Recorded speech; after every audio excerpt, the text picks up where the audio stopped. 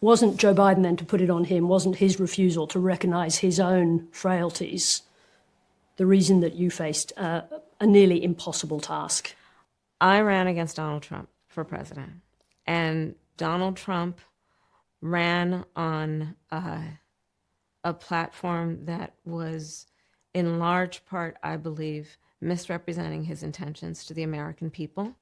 I do believe that there are a fair number of people that voted for Donald Trump who believed him when he told them that his first priority on day one is going to be to bring down prices.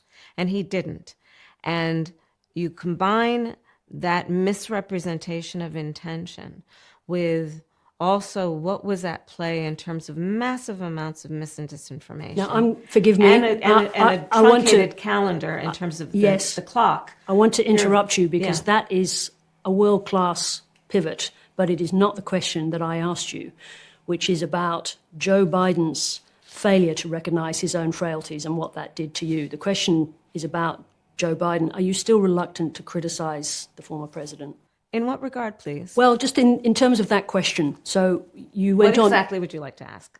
Be more specific, if you don't mind. Was it Joe Biden's decision, his failure to recognise his own frailties in that position, that put you in the position that made it almost impossible to win that race? He was not frail as president of the United States. But he had frailties. We all saw the debate.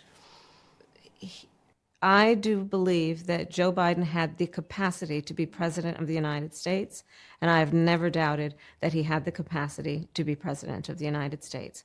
If you want to talk about whether he had the ability to endure what a race for president of the United States would require in that political environment in 2024, as I've said in the book, I had concerns. I'm just wondering, is there a reason why you won't go to that prolonged frailty question? Now, we saw the debate, we saw the difficulty he had marshalling his thoughts. I have answered that question. I do not believe that I think it's just hard watching the debate to see how there could not be a problem long term with someone who can't marshal their thoughts. I'm not saying his acuity wasn't present. I talked about that in the book.